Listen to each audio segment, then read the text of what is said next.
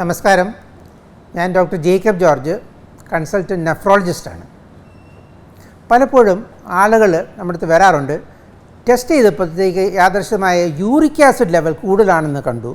അപ്പോൾ അവർ അതിൻ്റെ ഒപ്പീനിയൻ ചോദിക്കാൻ വേണ്ടി വരാറുണ്ട്. എന്താണ് യൂറിക് ആസിഡ്? യൂറിക് ആസിഡ് നമ്മുടെ ശരീരത്തിൽ പ്യൂറിൻ മെറ്റബോളിസം കൊണ്ടുണ്ടാകുന്ന ഒരു സാധനമാണ്. അപ്പം പ്രോട്ടീൻ ബ്രേക്ക് ഡൗൺ കൊണ്ടുവരുന്ന സാധനമാണ് യൂറിക് ആസിഡ്. മനുഷ്യരിലാണ് സാധാരണ യൂറിക് ആസിഡ് ലെവൽ കൂടുതൽ കാണുന്നത്. മറ്റ് മൃഗങ്ങളിൽ, പട്ടി, പൂച്ച അങ്ങനത്തെ മൃഗങ്ങളിൽ സാധാരണ രക്തത്തിൽ യൂറിക് ആസിഡ് ലെവൽ കാണാറില്ല. കാരണം അവർക്ക് യൂറിക്കേസ് എന്ന് പറഞ്ഞൊരു എൻസൈം ഉള്ളതിനാൽ അത് യൂറിക് ആസിഡ് അലൻറ്റോയിനായിട്ട് മാറ്റി അത് മൂത്രത്തിൽ കൂടെ പോകും. പക്ഷേ മനുഷ്യർക്ക് യൂറിക് ആസിഡ് ഇല്ലാത്തതുകൊണ്ട്, യൂറിക്കേസ് എൻസൈം ഇല്ലാത്തതുകൊണ്ട് യൂറിക് ആസിഡ് ലെവൽ കൂടുതലായിട്ട് കാണാം. അപ്പം കഴിക്കുന്ന ആഹാരം, പ്രത്യേകിച്ച് റെഡ് മീറ്റ്, മാട്ടിറച്ചി, കാളയിറച്ചി, പിന്നെ ചിലതരം മീനുകൾ, പിന്നെ പ്രോൺസ്, പിന്നെ മുട്ട, അങ്ങനത്തെ സാധനങ്ങൾ കൊണ്ട് യൂറിക് ആസിഡ് ലെവൽ കൂടുതൽ ശരീരത്തിലുണ്ടാവും. പിന്നെ ശരീരത്തിലെ സെൽസിൻ്റെ ബ്രേക്ക് ഡൗൺ കൊണ്ടും യൂറിക് ആസിഡ് ലെവൽ വരാം. പ്രത്യേകിച്ച് ക്യാൻസർ സെൽസ് ഉള്ള ലുക്കീമിയ, ലിംഫോമ അങ്ങനത്തെ ഉള്ളവർക്ക് നമ്മൾ ക്യാൻസർ സെല്ലിൻ്റെ ട്രീറ്റ്മെൻറ്റ് കൊടുക്കുമ്പോഴത്തേക്ക് ചിലപ്പോൾ ആ സെൽസൊക്കെ അങ്ങ് ഡിസ്ട്രോയിഡ് ആയി പോകും. അത് ട്യൂമർ ലൈസിസ് സിൻഡ്രോം എന്ന് പറഞ്ഞൊരു സാധനമാണ്. അപ്പോൾ ഈ സമയത്ത് സെൽസിനകത്തിരിക്കുന്ന യൂറിക് ആസിഡ് രക്തത്തിലോട്ട് വരും. പിന്നെയുള്ള ചിലവർക്ക് മെറ്റബോളിക് സിൻഡ്രോം, ഇവർക്ക് ശരീരത്തിലെ വണ്ണം കൂടുതലായിരിക്കും, ഡയബറ്റീസ് ലെവൽ കൂടുതലായിരിക്കും, പിന്നെ അതുപോലെ ട്രൈഗ്ലിസൈഡ് ലെവലും കൂടുതലായിരിക്കും. ഇവർക്കും യൂറിക് ആസിഡ് ലെവൽ കൂടുതലായിരിക്കും. ഇത് മെറ്റബോളിക് സിൻഡ്രോത്തിൻ്റെ ഒരു ഭാഗമാണ്. പിന്നെ വൃക്ക തകരാർ കൊണ്ടും യൂറിക് ആസിഡ് ലെവൽ കൂടുതലായിട്ട് വരാം. കാരണം മൂത്രത്തിൽ കൂടാണ് സാധാരണ മനുഷ്യർ യൂറിക് ആസിഡ് ലെവൽ കളയുന്നത്. അപ്പം വൃക്ക തകരാർ വരുമ്പോഴത്തേക്ക് യൂറിക് ആസിഡ് ലെവൽ കൂടുതൽ കണ്ടെന്ന് വരാം. യൂറിക് ആസിഡ് ലെവൽ കൊണ്ട് എന്തെങ്കിലും ദൂഷ്യങ്ങളുണ്ടോ, ഗുണങ്ങളുണ്ടോ? നമ്മൾ നോക്കുവാണെങ്കിൽ ഇപ്പം മനുഷ്യർക്ക് പിന്നെ പട്ടിയും പൂച്ചയും കാലം നോക്കുവാണെങ്കിൽ ആയുസ് കൂടുതലാണ്. അപ്പോൾ ചിലപ്പോൾ യൂറിക് ആസിഡിന് ചിലപ്പോൾ ചെറിയൊരു സർവൈവൽ ബെനിഫിറ്റ് ചിലപ്പം കണ്ടെന്നിരിക്കാം. ശരിയാണ്. കാരണം യൂറിക് ആസിഡിന് ആൻറ്റി ഓക്സിഡൻറ്റ് പ്രോപ്പർട്ടി ഉണ്ട്. അപ്പോൾ യൂറിക് ആസിഡ് ലെവൽ തീരെ കുറഞ്ഞു പോയാലും ചിലപ്പം പ്രശ്നങ്ങൾ വരാം. നമ്മൾ കണ്ടിട്ടുണ്ട് യൂറിക് ആസിഡ് ലെവൽ 2.5 താഴെ വരുവാണെങ്കിൽ ചിലപ്പം എക്സസൈസ് ചെയ്യുമ്പോഴത്തേക്ക് മസിൽ ഇഞ്ചുറി വന്നിട്ട് റാബ്ഡോമൈലൈസിസ് വന്നിട്ട് വൃക്ക തകരാർ വരാം. പക്ഷേ യൂറിക് ആസിഡ് ലെവൽ കൂടിക്കഴിഞ്ഞാലും ദൂഷ്യങ്ങളുണ്ട്. സാധാരണ രീതിക്ക് നമ്മൾ ഈ ആണുങ്ങളിലാണെങ്കിൽ യൂറിക് ആസിഡ് ലെവൽ 7 മില്ലിഗ്രാമിന് കൂടുതലാണെങ്കിലും സ്ത്രീകളിൽ 6 മില്ലിഗ്രാമിൻ്റെ കൂടുതലാണെങ്കിലും യൂറിക് ആസിഡ് ലെവൽ കൂടുതലായിട്ട് നമ്മൾ പറയാറുണ്ട്. യൂറിക് ആസിഡ് ലെവൽ കൂടി വന്നാൽ എന്തൊക്കെയാണ് പ്രശ്നങ്ങൾ? ഇപ്പോൾ യൂറിക് ആസിഡ് ലെവൽ കൂടി വന്നാൽ ചിലപ്പം ഈ യൂറിക് ആസിഡ് വന്ന് ഈ രക്തക്കൊട്ടകളുടെ എൻഡോത്തീലിയം ഡാമേജ് ഉണ്ടാക്കാം. അപ്പോൾ ഈ യൂറിക് ആസിഡ് ലെവൽ കൂടുതലുള്ളവർക്ക് ചിലപ്പം ബ്ലഡ് പ്രഷർ കൂടുതലായിരിക്കാം, അവർക്ക് സ്ട്രോക്കും ഹാർട്ട് അറ്റാക്കും വരാനുള്ള സാധ്യതകൾ കൂടുതലാണ്. പിന്നുള്ളത് അമിതമായ യൂറിക് ആസിഡ് പല ടിഷ്യൂസിൽ വന്ന് ഡെപ്പോസിഷൻ വരാം. ഇപ്പോൾ ജോയിൻസിലും ഡെപ്പോസിഷൻ വന്നിട്ട് ഭയങ്കര വേദനയായിട്ട് അനുഭവപ്പെടാറുണ്ട്. അത് ഗൗട്ട് എന്ന് പറയും.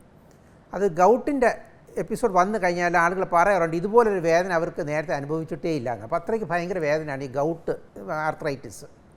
പിന്നെ യൂറിക് ആസിഡ് ഈ ടെൻഡൻസിലൊക്കെ ഡെപ്പോസിഷൻ വരാം. അപ്പോൾ നമ്മൾ മുഴകളൊക്കെ ആയിരിക്കും കാണുന്നത്.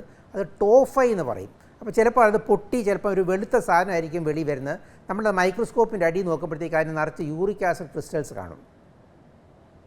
പിന്നെ യൂറിക് ആസിഡ് മൂത്രത്തിൽ കൂടെ പോകുമ്പോഴത്തേക്ക് അമിതമായ യൂറിക് ആസിഡ് ലെവൽ വന്നു കഴിഞ്ഞാൽ കല്ലുകളുണ്ടാവും. അപ്പോൾ യൂറിക് ആസിഡ് സ്റ്റോൺസ്, ഇപ്പോൾ യൂറിക് ആസിഡ് സ്റ്റോൺസ് വന്ന ആൾക്ക് വയറ്റ് വേദന വരുവാണെങ്കിൽ നമ്മൾ സാധാരണ കല്ലുണ്ടെന്ന് പറഞ്ഞാൽ നമ്മൾ പോയി ഒരു എക്സ്റേ എടുക്കും. അപ്പോൾ യൂറിക് ആസിഡ് ക്രിസ്റ്റൽസ് എന്ന് പറഞ്ഞാൽ കംപ്ലീറ്റ് ട്രാൻസ്പെറൻ്റ് ആണ്, ഗ്ലാസ് മാതിരി ഇരിക്കും. അപ്പോൾ എക്സ്റേയിൽ അത് കണ്ടുപിടിക്കത്തില്ല. അപ്പം വേദനയുള്ള ആളിൽ നമ്മൾ യൂറിക് ആസിഡ് സ്റ്റോൺ നമ്മൾ എക്സ്റേ കണ്ടിട്ട് കല്ലൊന്നും ഇല്ലല്ലോ, ഒന്നും കാണുന്നില്ലല്ലോ എന്ന് പറഞ്ഞാലും ചിലപ്പോൾ അൾട്രാസൗണ്ട് സ്കാനിലും CT സ്കാനിലും നമ്മൾ കണ്ടുവരും. അപ്പോൾ യൂറിക് ആസിഡ് സ്റ്റോൺസ് എക്സ്റേയിൽ കണ്ടു വന്നില്ലെങ്കിലും CT സ്കാനിലും അൾട്രാസൗണ്ടിലായിരിക്കും കണ്ടുവരുന്നത്.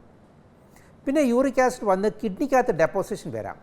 ഇപ്പോൾ നമ്മൾ പെട്ടെന്ന് വരുന്ന യൂറിക് ആസിഡ് ലെവൽ കൂടുതൽ, ഇപ്പോൾ ലുക്കീമിയയുടെ ട്രീറ്റ്മെൻ്റ് ഒക്കെ വരുമ്പോഴത്തേക്ക് ഭയങ്കരമായിട്ട് യൂറിക് ആസിഡ് ലെവൽ കൂടുതലായിട്ട് വരാം.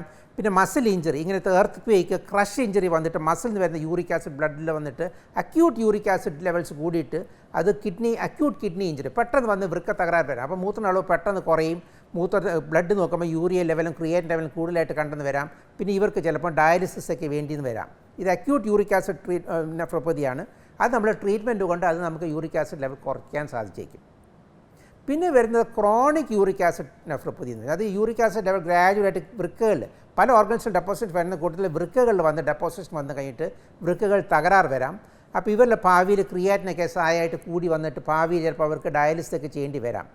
ഇത് നമ്മൾ നോക്കുവാണെങ്കിൽ ഈ ലെഡ് ഒരു ടോക്സിനാണ്. ഈ ലെഡ് ടോക്സിസിറ്റി കൊണ്ട് വരുന്ന ആളുകൾക്ക് വൃക്കകളിൽ യൂറിക് ആസിഡ് കളയാനുള്ള സാധ്യതകൾ കുറവാണ്. അപ്പോൾ ഇവരിൽ ഈ ലെഡ് ടോക്സിസിറ്റി ഉള്ളവർക്കും യൂറിക് ആസിഡ് ലെവൽ കൂടുതലായിട്ട് കണ്ടെന്ന് വരാം. ഇവർക്കും വൃക്ക തകരാറും പിന്നെ ഇതുപോലെ ഗൗട്ടും ഒക്കെ വന്നിരിക്കാം. അപ്പോൾ നമ്മളെങ്ങനെ കണ്ടുപിടിക്കാം?